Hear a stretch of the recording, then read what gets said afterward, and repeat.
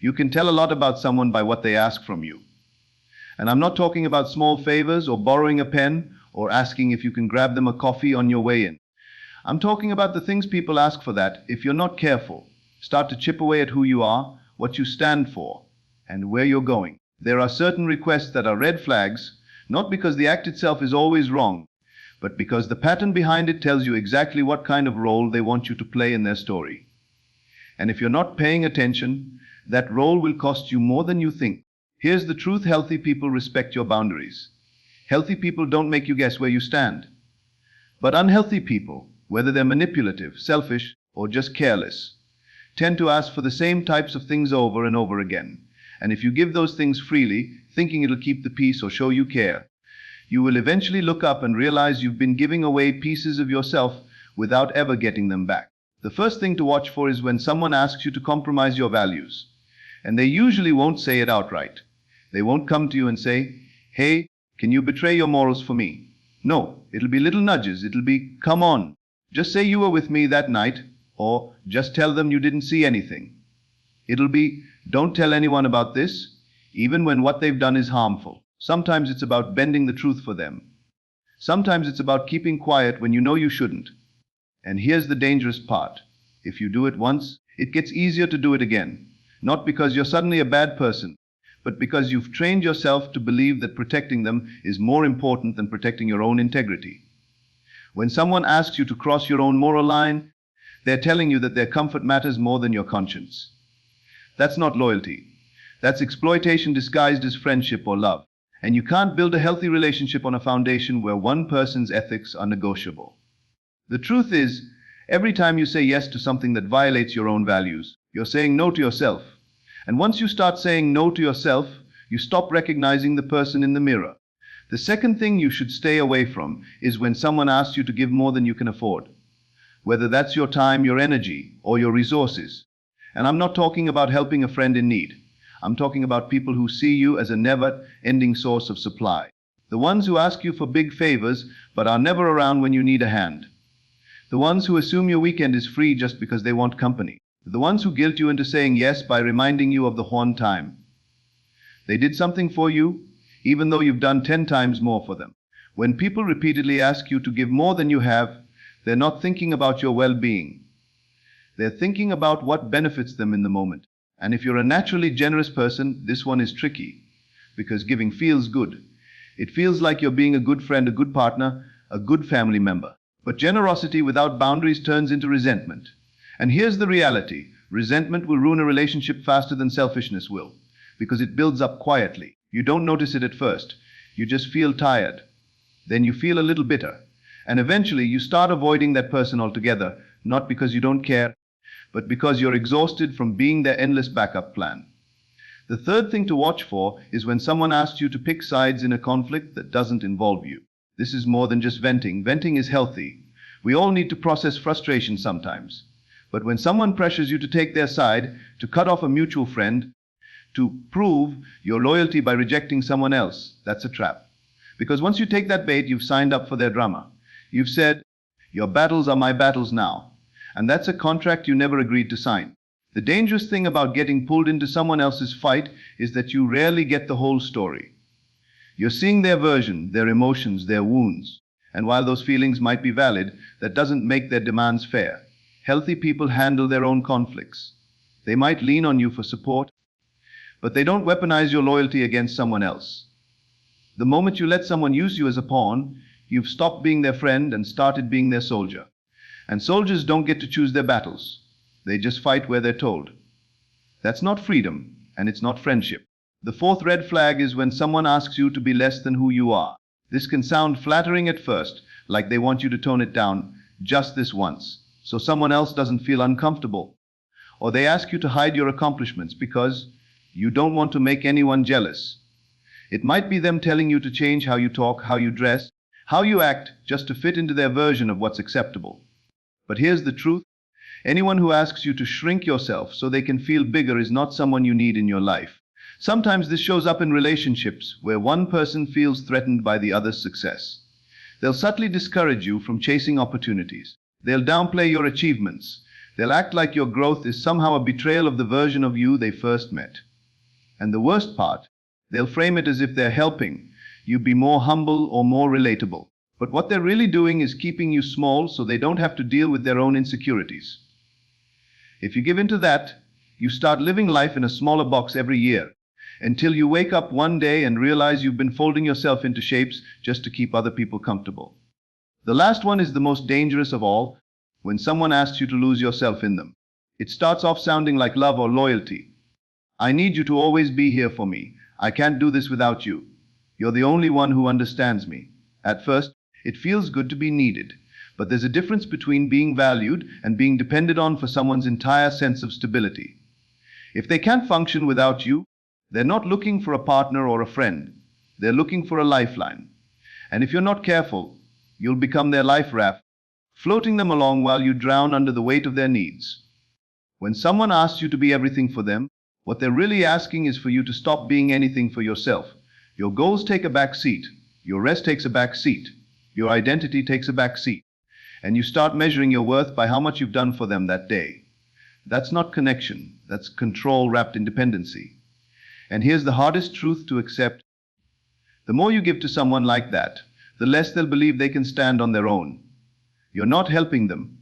You're training them to lean on you for everything, which means when you finally can't hold it up anymore, both of you will collapse. When you step back and look at these 5 things together, you'll see the common thread. They all require you to give up something essential: your values, your resources, your neutrality, your individuality, your independence.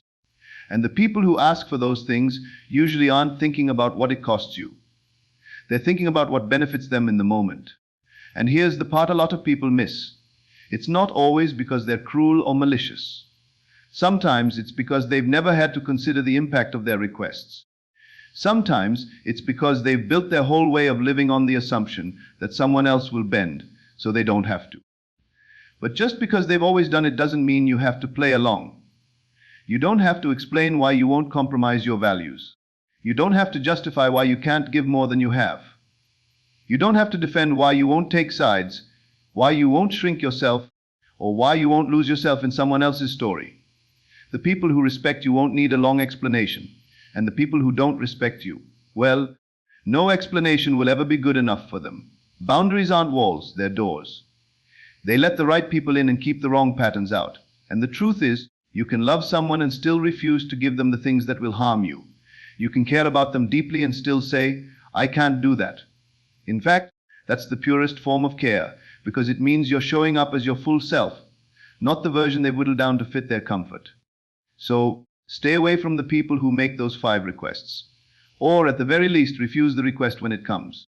Because the more you practice saying no to the things that take pieces of you away, the more room you have to say yes to the things and the people that help you grow. When you step back and think about it, the world is constantly full of requests, spoken and unspoken. Every interaction you have with someone is, in some way, an exchange. Sometimes it's just a smile. Sometimes it's help with a small task. Sometimes it's deep emotional support. That's normal. That's part of being human. But the dangerous ones are the requests that seem small at first, but slowly rearrange the structure of your life. And the 5 I've talked about aren't random. They're not arbitrary examples I pulled out of a hat. They're patterns. They are the quiet, consistent ways unhealthy people get their needs met at the expense of your health, your peace, and your identity. They are things people will keep asking for as long as you keep giving them. And the problem isn't just that they take from you. It's that they train you to believe this is normal. The first is the request to compromise your values. The moment you say yes to something that breaks your own moral compass, you've told yourself it's okay to sacrifice your integrity for someone else's comfort. And that's the most dangerous trade you can make, because comfort is temporary, but regret lasts. You might not feel it the first time. You might even tell yourself you did the right thing to keep the peace or protect someone you care about. But deep down, you know. And once you know, you can't unknow. You start carrying that with you into every interaction. You start wondering, if I bent the truth for them, what else would I bend for someone else? And little by little, your word stops feeling like your bond. It stops feeling negotiable. And when you lose that, you lose the anchor that keeps you steady when the rest of the world tries to pull you in different directions. The second is giving more than you can afford. Time, energy, resources. I'm not saying don't help people. Help is one of the purest forms of love. But help without balance turns you into a source, not a person. When someone sees you as a source, they don't check in on whether the well is running dry. They just keep drawing water. And before you know it, you're empty. The exhaustion creeps in. The resentment grows quietly in the background, and eventually you either explode in anger or disappear entirely. Neither of those endings feels good, and the tragedy is, you could have avoided it by recognizing earlier that your generosity is not infinite. That no is not a betrayal, it's a form of self-preservation. The third request, to pick sides in a conflict that doesn't involve you, might seem harmless. You think you're just being supportive. You think you're helping a friend feel less alone. But you're not just standing beside them, you're standing against someone else. And the moment you do that, you've lost your ability to see the whole picture. You're no longer a safe person for both sides. You're a weapon in someone else's arsenal. And here's the hard part. Once you're a weapon, you don't get to decide how you're used. People will aim you where they want you, and you'll take the hit for battles that were never yours to fight. Staying neutral isn't the same as being indifferent. Sometimes neutrality is the only position that allows you to be fair to everyone involved, including yourself. The fourth, being asked to shrink yourself, might be the most subtle, but it's deeply corrosive. You don't always notice it happening at first. It's just a comment here or there, a suggestion that you tone it down. A little pressure to be humble, when really what they mean is, make yourself smaller so I don't feel insecure. Over time, you start doing it automatically. You stop sharing good news. You downplay your strengths. You hide parts of yourself just to keep the peace. And one day, you realize you've built a version of yourself that fits their comfort zone perfectly. Except it's not you. And the cost of that? You lose the joy that comes from living as your full, unapologetic self. And the last one, losing yourself in someone else, can feel like love at first. It feels like connection. It feels like purpose. But it's a trap disguised as devotion. When someone makes you the sole center of their stability, it can feel flattering, but it's also suffocating. Because it means you can't stumble. You can't take a break. You can't focus on yourself without risking their entire emotional balance. That's not partnership, that's dependence. And it's dangerous for both of you. Because one day, you won't be able to hold it all together. And when you fall, they'll fall too. When you see these patterns clearly, you start to realize something important. It's not just about staying away from the people who ask for these 5 things. It's about refusing to become the person who gives them. You can't control who asks. You can only control what you agree to. And that control is where your peace lives. That's where your freedom lives. The reality is, people will test your boundaries, sometimes intentionally, sometimes without even realizing it. And every time they do, you have a choice: teach them how to treat you, or let them teach you how to disappear into their needs. One choice leads to respect. The other leads to resentment. But here's the part a lot of people get wrong. Saying no doesn't mean slamming the door on someone's face. It's not always a dramatic exit. Sometimes it's simply saying, I can't do that for you, and then letting the chips fall where they may. If the relationship is healthy, they'll respect your boundary.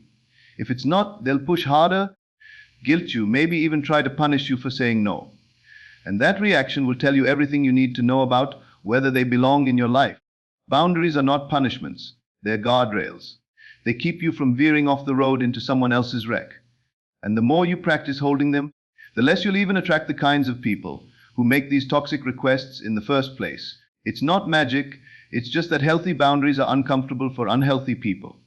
They'll either adjust or they'll leave, and either outcome is good for you. Now, I know this all sounds simple when you say it out loud, but living it, that's harder. Because these requests often come from people you care about. Family, close friends, partners, colleagues you've known for years. Walking away or even just refusing them can feel like you're abandoning them. But here's the truth. You're not abandoning them, you're refusing to abandon yourself. And that's a distinction most people won't understand until they've lived it. Think about it like this. If you spend your life saying yes to everything that costs you a piece of your integrity, your time, your independence, your confidence, or your identity, what's going to be left for you? You're not a bottomless well. You're a human being with limits. And those limits are not weaknesses. They're the very thing that make you capable of showing up fully for the people and causes you care about. It's like oxygen masks on an airplane. You put yours on first, not because you don't care about the person next to you, but because you can't help them if you can't breathe. Boundaries work the same way. Protecting yourself is the only way you can protect your ability to keep showing up for others in a healthy, sustainable way. And here's the thing, the people who truly belong in your life, the ones who respect you, value you, and love you for who you are will never ask for these 5 things in the first place. They won't ask you to compromise your values. They won't drain your resources without giving back. They won't drag you into fights that aren't yours. They won't make you shrink yourself. And they'll never want you to lose yourself in them. Because they know that the best version of you is the one that's whole, independent, and free to be exactly who you are. So yes, stay away from people who make these requests. But also stay close to the people who don't. The ones who encourage your growth. The ones who celebrate your wins without feeling threatened. The ones who give as much as they take. The ones who respect your no just as much as your yes. Those are the relationships worth pouring into. Those are the ones that will make you better, not smaller. At the end of the day, your life is a collection of the agreements you make, what you allow, what you refuse, what you give, what you keep. And if you're not careful, you can spend years agreeing to things that slowly erase you. But the beautiful thing is you can change those agreements at any moment. You can decide today that your values are not up for negotiation, that your time is not an unlimited resource, that your loyalty will never be weaponized, that your light will never be dimmed, and that your identity will never be handed over for someone else to manage. That decision won't make you popular with everyone, but it will make you whole. And when you're whole, you don't need to fear losing people, because the ones who stay are the ones who see your worth without needing to take it from you. And that's the point, not just to survive other people's demands, but to thrive in relationships that honor who you are. Because life is too short and your soul is too valuable to spend it handing out pieces of yourself to people who don't know what they're worth. So the next time someone asks you for one of those 5 things, stop. Think. And remember, you're allowed to say no. You're allowed to keep yourself whole. And you're allowed to walk away from anyone who can't handle that. Because you only get one you. And that's worth protecting at all costs.